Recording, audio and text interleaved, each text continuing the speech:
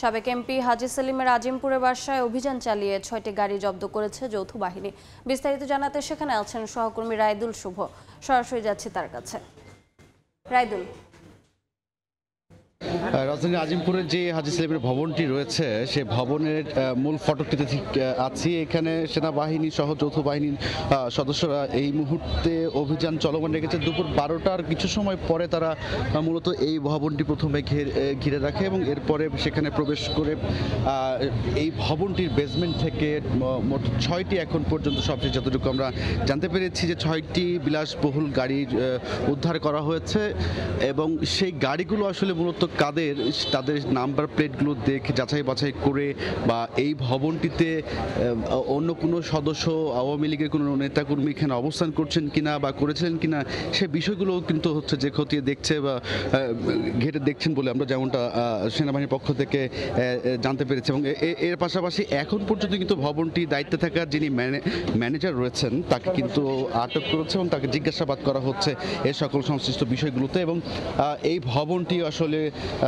উনার বা আসলে যে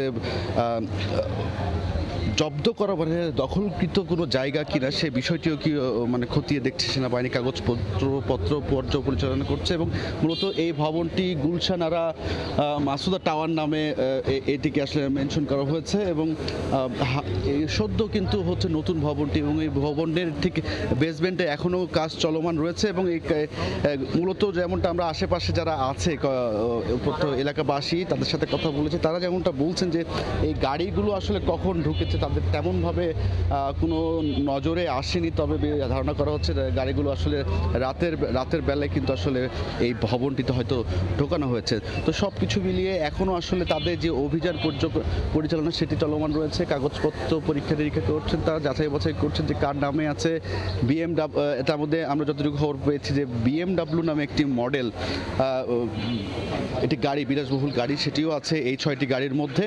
এবং এই ভবনে অন্য কোনো আওয়ামী লীগের নেতাকর্মী অবস্থান করছে কিনা এবং এই বাসাটি আসলে দখলকৃত কিনা সব কিছু মিলে এই বিষয়গুলো আসলে পর্যালোচনা করছে বা যাচাই বাছাই করছেন কাগজপত্র দেখে যৌথ বাহিনীর। তো এই মিলিয়ে সব কিছু মিলিয়েই ছিল আমার কাছে আজিমপুর থেকে সবশেষ। সরাসরি যুক্ত ছিলাম রাজধানীর আজিমপুরে।